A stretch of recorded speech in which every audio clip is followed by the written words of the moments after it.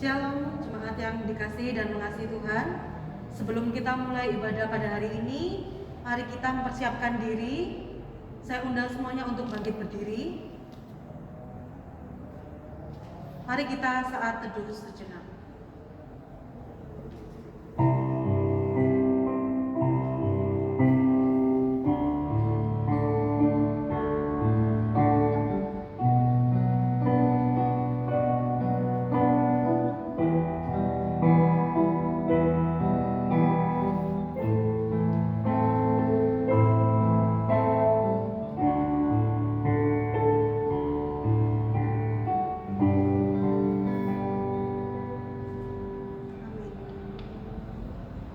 Sejahtera bagi kita semua.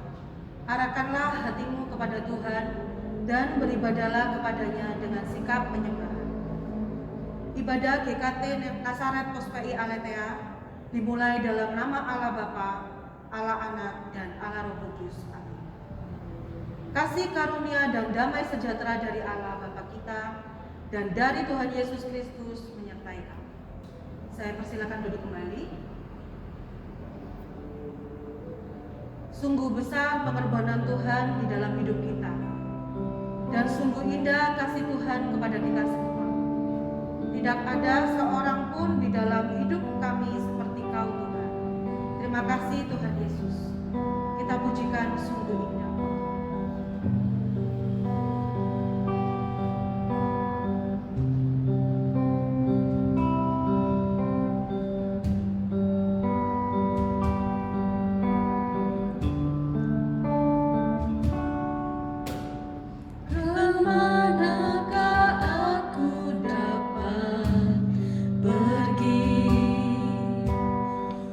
Menjauhi rohmu yang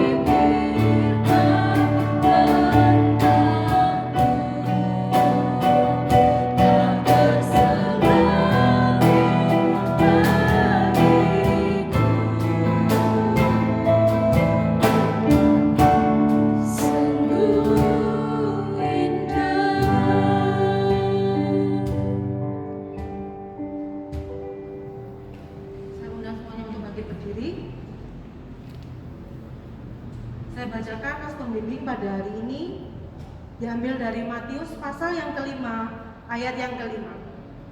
Berbahagialah orang yang lemah lembut, karena mereka akan memiliki bumi. Sebelum kita memasuki pengakuan dosa, kita tahu betapa Tuhan sangat mengasihi kita. Seberapa besar dosa kita dan pelanggaran kita, Tuhan telah ampuni. Sejauh timur dari barat, Tuhan membuang dosa kita. Sejauh timur dari barat.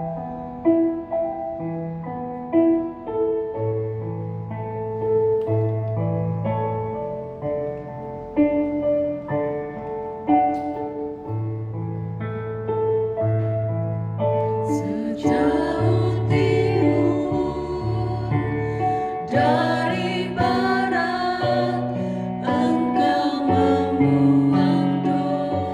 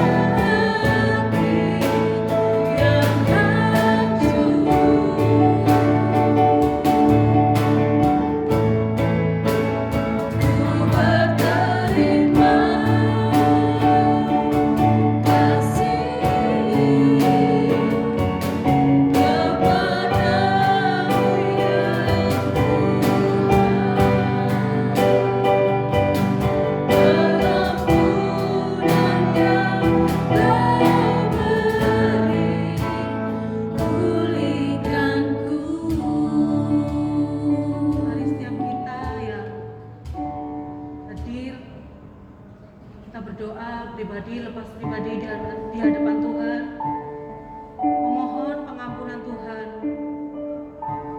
kesalahan yang telah kita lakukan di hari sebelumnya, bahkan di hari ini. Mari kita datang kepada Tuhan.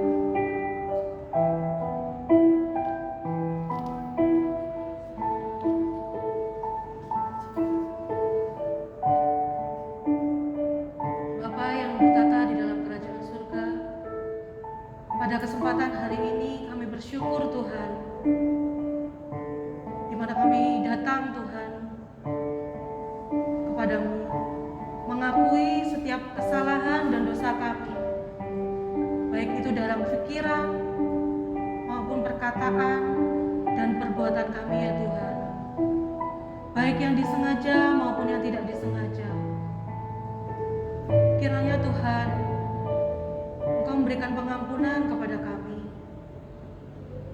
dan kiranya Tuhan, Engkau memberi kami hati yang baru Tuhan.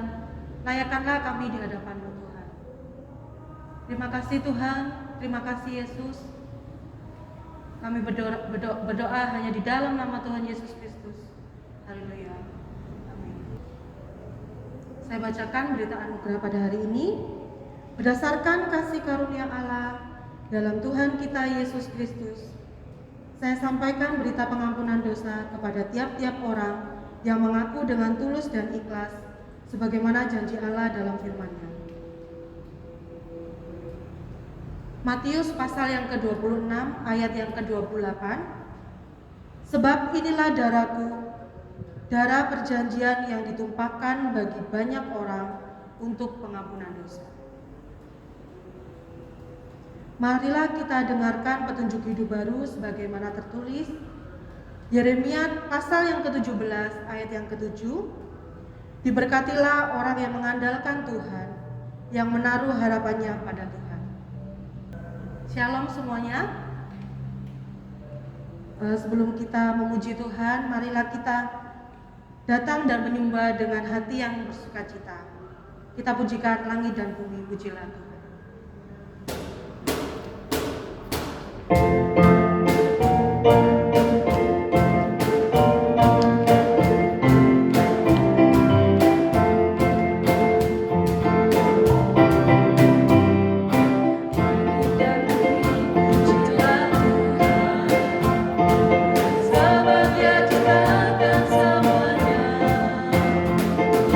Aku yang mengenal silam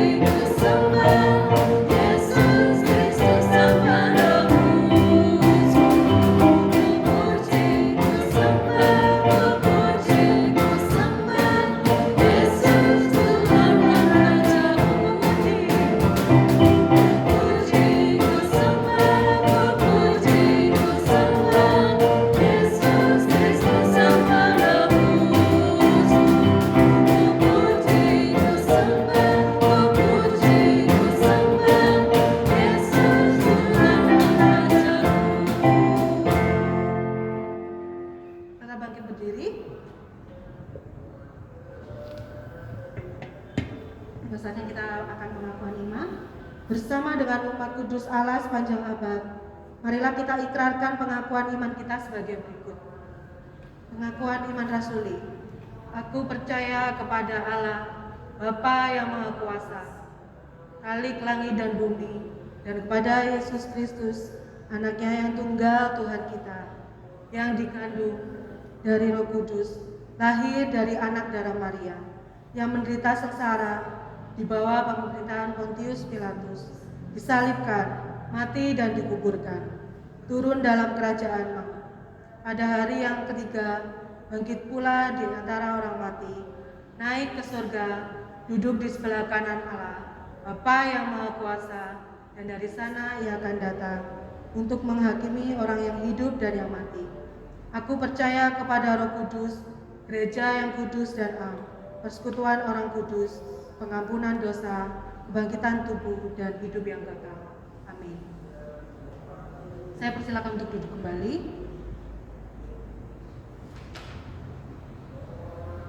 Tiba saatnya kita akan berdoa syafaat.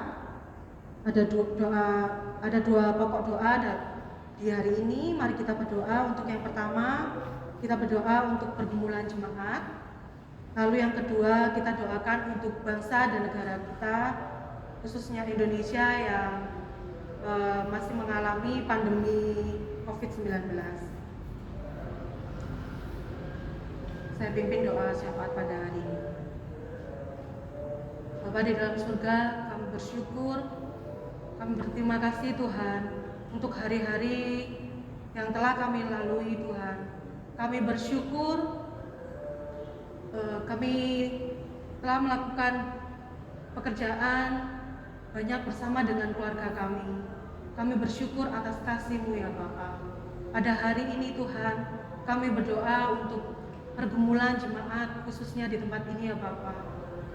Di dalam masa pandemi ini Tuhan, mungkin kami dalam masa-masa kesulitan ya Bapa, dalam pekerjaan kami Tuhan. Kiranya Tuhan yang mungkin saat ini belum mendapatkan pekerjaan, Engkau memberikan pekerjaan yang terbaik Tuhan. Dan juga Tuhan kami berdoa untuk jemaat yang mungkin saat ini mengalami sakit Tuhan. Kiranya Tuhan dengan birut-birut darah-Mu Tuhan, Engkau telah menyembuhkan di dalam nama Tuhan Yesus Kristus. Dan juga Tuhan kami berdoa untuk bangsa dan negara Indonesia. Biarlah Tuhan Engkau memberikan petunjuk Tuhan untuk pemimpin negara kami ya Bapa. Biarlah Tuhan pemimpin-pemimpin negara kami dapat memberikan Tuhan keputusan-keputusan yang baik, yang bijaksana dan efisien Tuhan buat negara kami ini Tuhan. Dan juga kami berdoa Tuhan untuk para dokter dan juga para perawat yang sedang melawan Tuhan, menyembuhkan orang-orang yang sakit terkena corona Tuhan. Tuhan tolong berilah mereka kesehatan Tuhan, kekuatan Tuhan. Terima kasih Bapa, terima kasih Yesus. Kami serahkan doa ini ke dalam tangan-Mu, hanya di dalam nama Tuhan Yesus Kristus. Haleluya. Amin. Sebelum kita mendengarkan firman Tuhan, mari kita pujikan pribadi yang mengenal hatiku.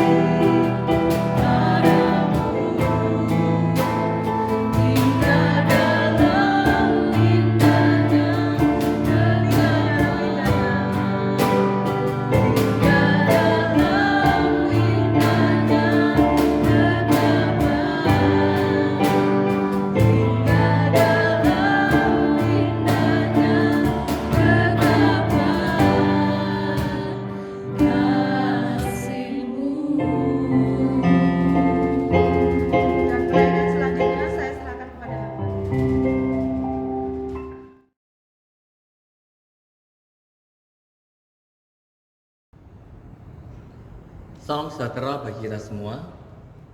Saya harap dimanapun kita berada, kita mengalami kondisi yang baik dan bersukacita bersama-sama dengan keluarga kita bahwa Tuhan masih menjaga dan memelihara hidup kita.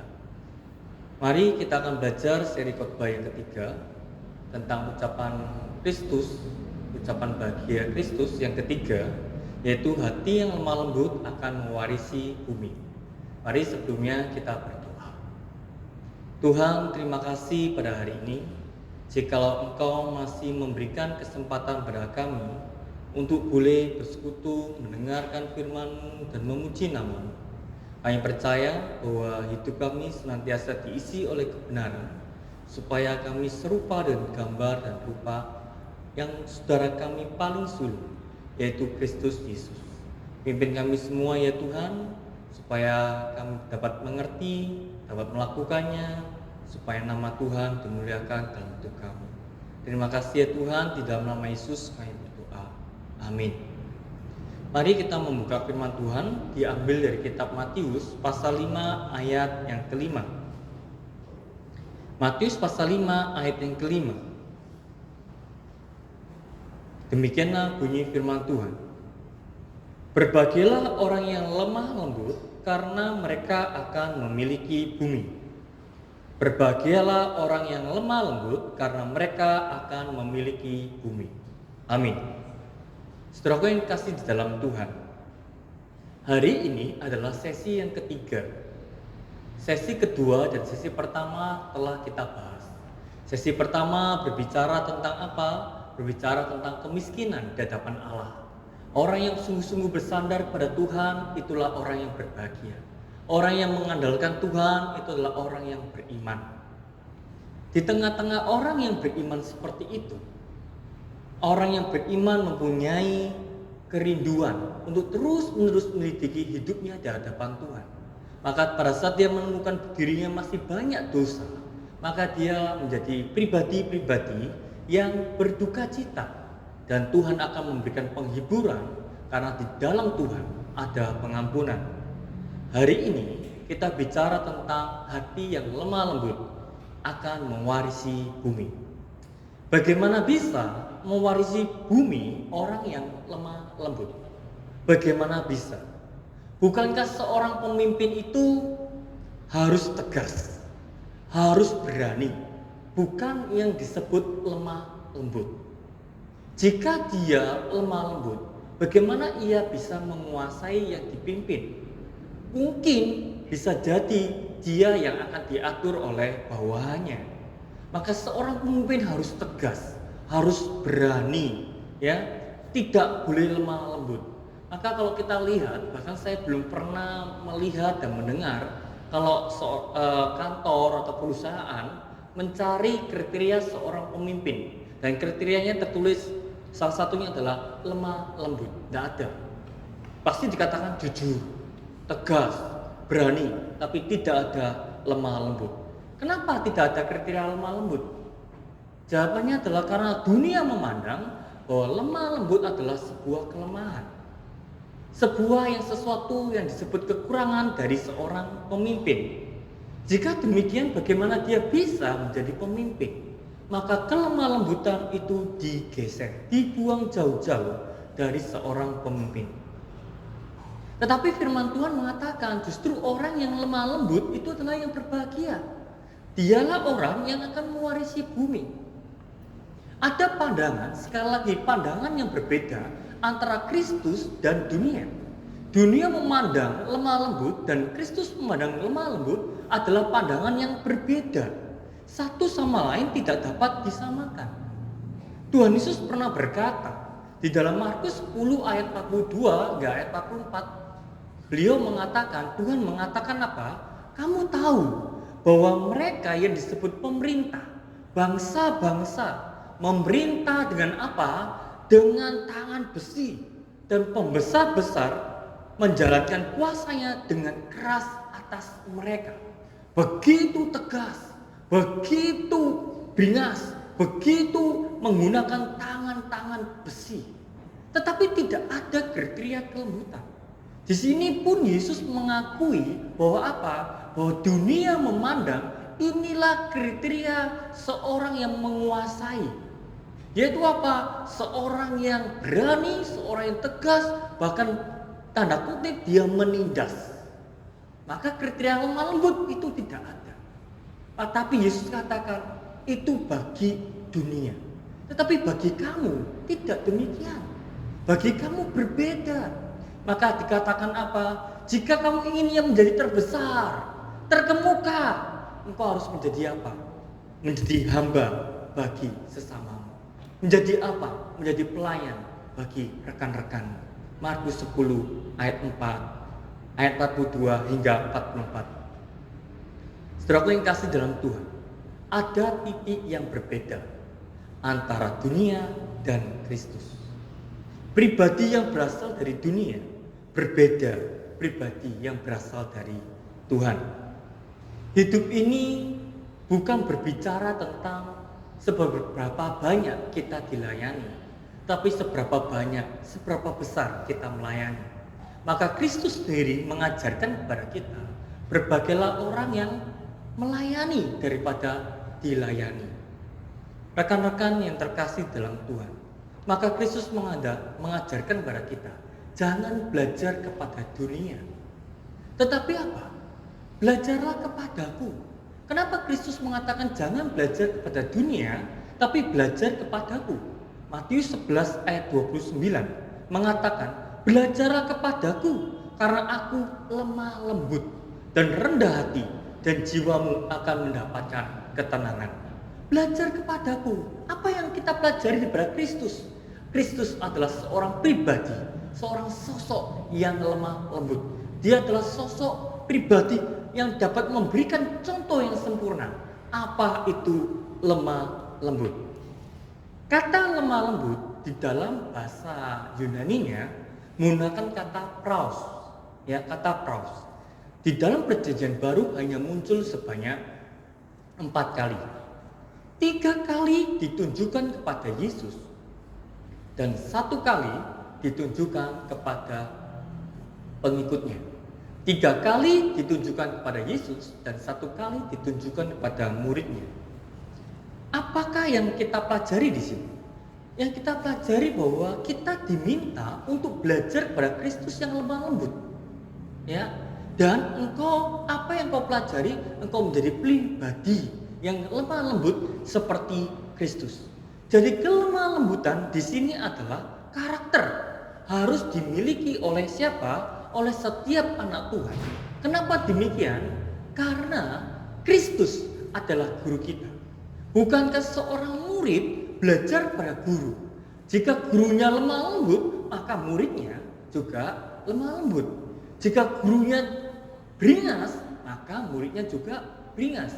Karena apa yang dipelajari oleh murid itu akan diterapkan di dalam kehidupannya.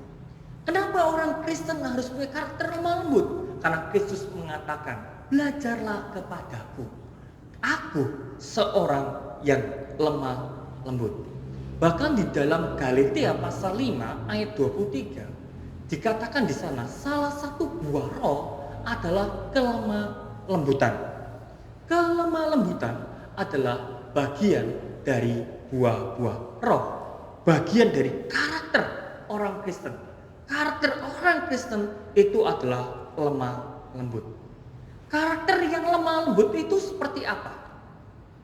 Karakter yang lemah lembut itu seperti apa? Di dalam ensiklopedia Kristen, kamus bahasa Kristen itu mengatakan apa itu lemah lembut? Lemah lembut itu adalah sikap rendah hati untuk menundukkan dirinya pada kehendak Tuhan. Jadi sikap rendah hati yang menundukkan dirinya kepada Tuhan. Rendah hati ini bukan rendah hati yang pada umumnya kita mengerti. Misal, ya, wah, kamu ya pinter, dapat nilai 100. Enggak, ya biasa-biasa saja. Ya itu ya karena kebetulan. Seringkali kita menganggap itu rendah hati. Itu rendah hati versi dunia. Tapi rendah hati di dalam versi konteks lemah lembut adalah seorang yang tidak meninggikan dirinya di hadapan Tuhan. Seorang yang tahu bahwa dirinya itu siapa. Saya tidak punya apa-apa. Maka dari itu saya seorang yang tunduk kepada Kristus. Itulah orang yang lemah lembut. Yaitu sikap rendah hati yang mau tunduk totalitas kepada Kristus. Saudaraku yang kasih dalam Tuhan. Firman ini, Matius pasal 5 ayat 5, itu kaitan dengan erat dengan konteks perjanjian lama. Konteks perjanjian lama itu tertulis di dalam kitab Mazmur pasal 37 ayat 11. Mazmur ayat 37 enggak 11 mengajarkan apa? Mengajarkan demikian. Beginilah bunyi firman Tuhan. Tetapi orang-orang yang rendah hati akan mewarisi negeri dan bergembira karena kesejahteraan yang berlimpah-limpah. Saya ulangi sekali lagi, Mazmur 37 ayat 11. Tetapi orang-orang yang rendah hati akan mewarisi negeri. Kalau Matius pasal 5 ayat 5 dikatakan tadi, berbagailah orang yang lemah lembut karena akan mewarisi bumi. Ini mewarisi negeri dan bergembira karena kesejahteraan yang berlimpah-limpah. Jika kita melihat konteks perjanjian lama, orang yang rendah hati akan mewarisi negeri. Negeri di sini tentu adalah yang dimaksud tanah Kanaan. Tanah yang dimana Tuhan janjikan kepada bangsa Israel. Bangsa Israel akan mengalami kesejahteraan berlimpah-limpah. Hidup mereka adalah hidup yang penuh dengan damai sejahtera. Kenapa? Karena mereka mempunyai sikap hati yang rendah hati. Nah, kata rendah hati di sini menunjukkan bahwa seorang pribadi yang tunduk kepada Tuhan, yang tunduk kepada hukum-hukumnya. Maka pada saat bangsa Israel pribadi lepas pribadi, rajanya tunduk kepada Tuhan, imamnya tunduk kepada Tuhan, nabinya tunduk kepada Tuhan, masyarakatnya tunduk kepada Tuhan. Maka apa yang terjadi? Maka Mazmur pasal 37 ayat yang ke-11 tadi dengan jelas mengatakan apa? Engkau akan apa? Akan bergembira di atas tanah yang Tuhan janjikan. Engkau akan mengalami kelimpahan. Dan memang betul saudara. Pada saat mereka semua elemen dari raja, nabi, imam, dan masyarakatnya tunduk kepada Tuhan, mereka apa? Mengalami kesejahteraan. Peperangan tidak ada. Ya, perlindungan ada. Damai ada. Kekurangan tidak ada, hama tidak ada, Tuhan menjaga. Tetapi pada saat pribadi lepas pribadi, dari raja, dari imam, dari nabinya, dari tokoh-tokohnya, dari penatua-penatuanya, dari masyarakatnya, pada saat dia tidak tunduk kepada Tuhan, maka yang terjadi apa? Yang terjadi adalah ada kekurangan. Ada apa? Ada kekacauan. Ada apa? Ada peperangan. Ada apa? Ada tangisan di mana-mana. Bahkan mereka mengalami pembuangan begitu rupa. Jadi saudaraku yang kasih dalam Tuhan, orang yang rendah hati akan mewarisi negeri Kanaan. Dan rendah hati ini adalah di dalam konteks perjanjian baru disebut lemah lembut. Jadi rendah hati dan lemah lembut di sini adalah sama, yaitu seorang pribadi yang tunduk kepada Tuhan. Seorang pribadi yang takut akan Tuhan. Maka ia akan apa? Mewarisi negeri. Di dalam perjanjian lama, negeri tanah Kanaan itu gambaran di perjanjian baru yang mewarisi bumi. Mewarisi negeri yang di sini mewarisi bumi. Memiliki bumi, memiliki tanah perjanjian. Yang fisik, maka di perjanjian baru menjadi yang rohani. Jadi tanah perjanjian yang di tanah Kanaan itu, yang fisik itu, maka dibawa di dalam konteks perjanjian baru, maka negeri di sini adalah negeri yang bersifatnya rohani. Maka Alkitab dengan jelas mengatakan apa? Berbagailah orang yang apa? Orang yang lemah lembut. Karena apa? Karena akan memiliki bumi. Saudaraku yang kasih dalam Tuhan, memiliki bumi atau mewarisi bumi. Hati yang demikian, hati yang tunduk, hati yang rendah hati yang tidak menantang Tuhan, hati yang sungguh-sungguh menyadari keberadaannya di hadapan Tuhan, maka orang itu adalah orang mewarisi bumi. bumi ini bukan bumi yang ada di kondisi saat ini, bukan. Tapi dimaksud bumi di sini adalah bumi yang akan datang, bumi yang baru, bumi yang dimana disebut surga untuk ciptaannya, yaitu apa? Yaitu manusia. Saudaraku yang kasih dalam Tuhan, bukan bumi saat ini, tapi bumi yang akan datang. Bahwa orang yang rendah hati, orang yang lemah lembut adalah orang yang rendah hati, yang dimana dia tunduk kepada Kristus, itu akan mewarisi bumi, itu akan memiliki bumi. Artinya apa? Orang-orang yang demikianlah orang-orang yang akan tinggal di mana? Di bumi yang baru. Di mana? Di surga. Jadi orang yang tinggal di surga itu punya ciri, punya karakter. Apa itu? Orangnya lemah lembut. Orang yang lemah lembut, maka karakter itu memperjelas statusnya dia sebagai anak Tuhan. Keberadaannya akan di mana? Keberadaannya akan ada di surga. Jadi orang yang lemah lembut adalah ciri. Ciri apa? Ciri seorang anak Tuhan. Dia akan tinggal di bumi yang baru. Saudaraku yang kasih dalam Tuhan. Jadi ini adalah akibat. Akibat apa? Akibat ucapan Yesus yang pertama. Ucapan bahagia yang pertama, ucapan bahagia yang kedua, dan akibatnya terjadi di ucapan Yesus yang bahagia nomor 3. Yesus mengatakan apa? Berbahagialah orang yang miskin di hadapan Allah.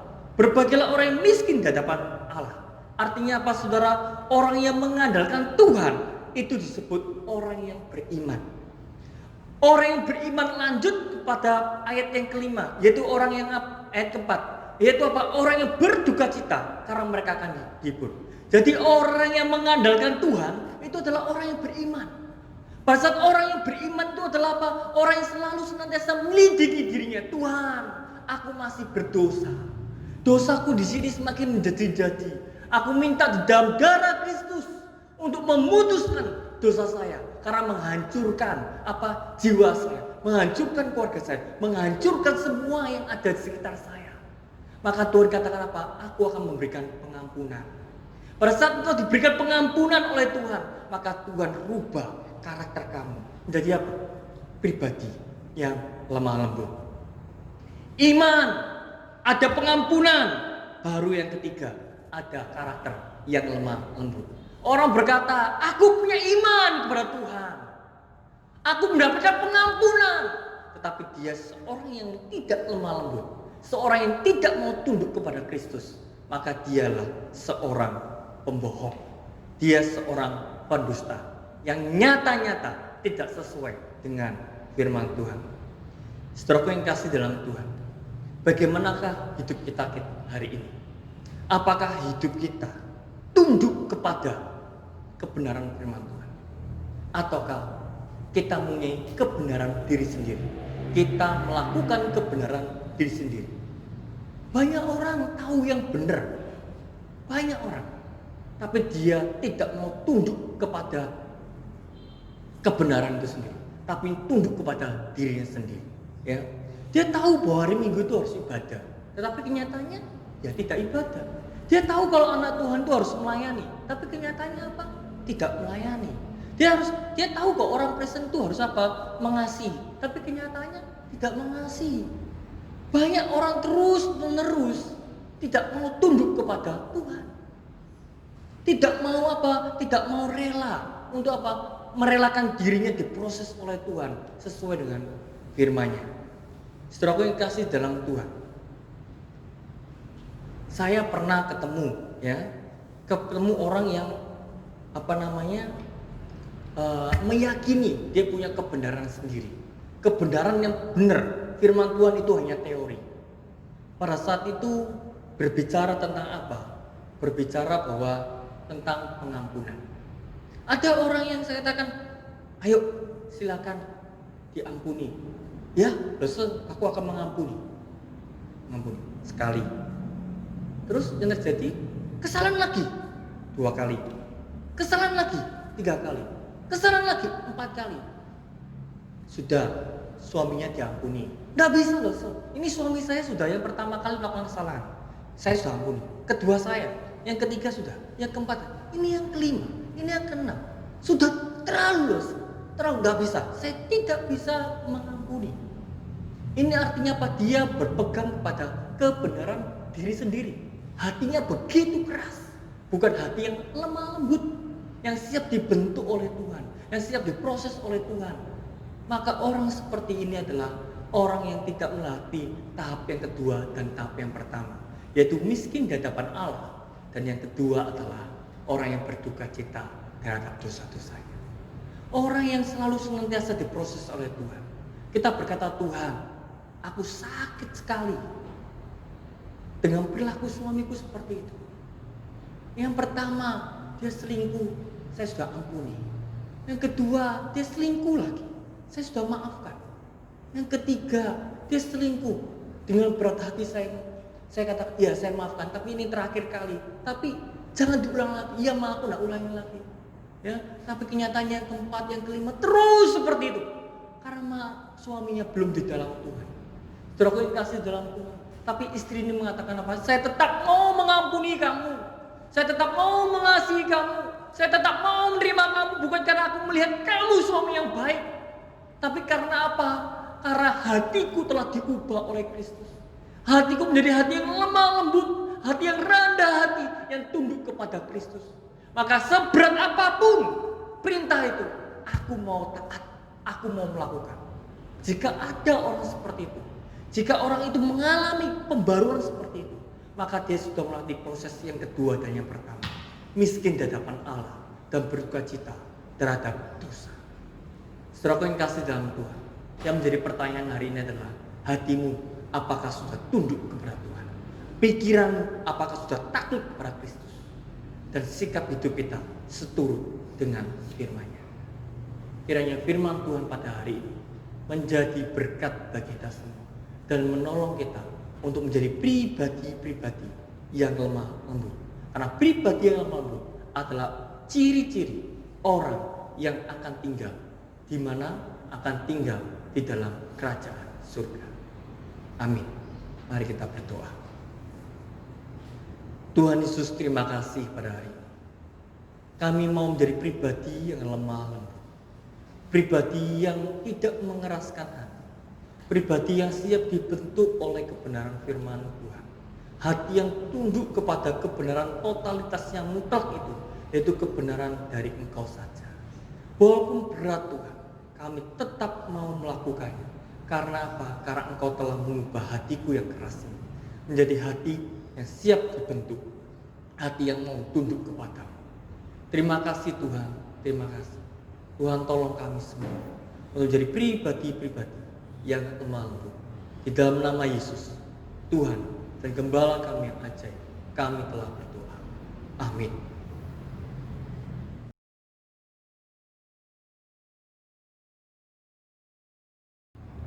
Tiba saatnya kita akan memberikan yang terbaik untuk Tuhan. Persembahan dapat dilakukan dengan cara yang pertama, transfer melalui nomor rekening yang tertera pada video ini. Lalu kedua, jemaat juga bisa memberikan persembahan dengan cara dikumpulkan terlebih dahulu, lalu diberikan pada saat kita sudah ibadah tatap muka.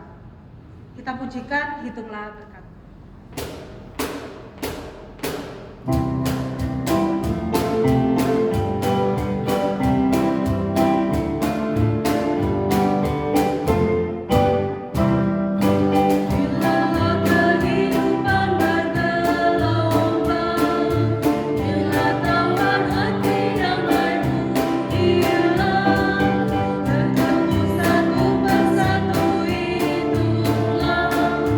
Dia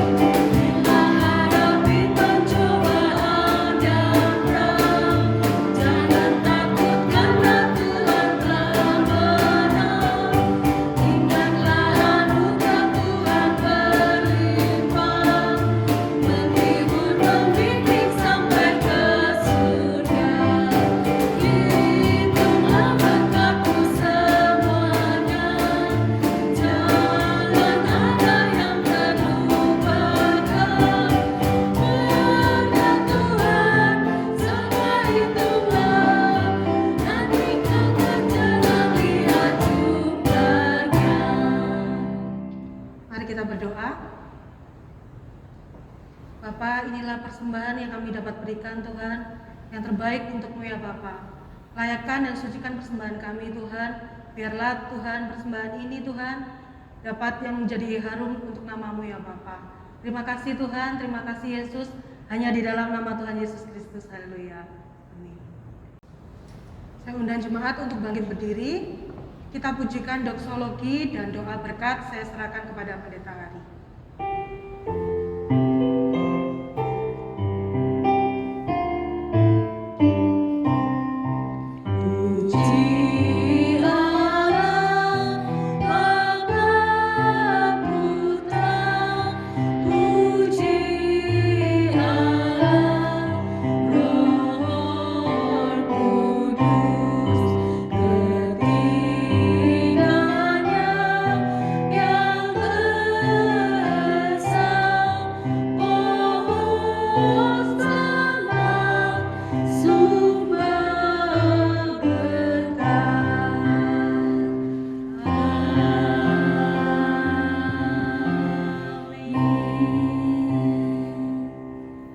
Sidang jemaat yang terkasih dan mengasihi Tuhan.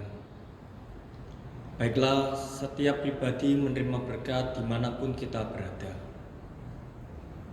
Kiranya Allah Bapa, Allah Anak, dan Allah Roh Kudus, Allah yang Esa itu, memberikan engkau hati yang taat kepadanya hari ini, sampai Kristus datang yang kedua kalinya.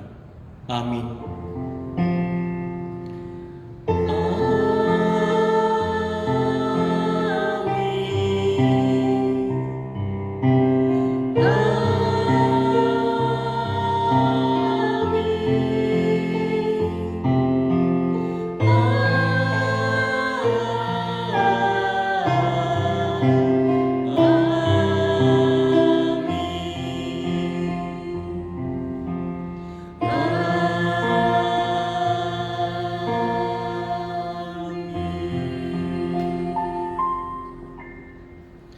Silakan duduk, silakan mengambil saat teduh. Tuhan Yesus memberkati kita semua.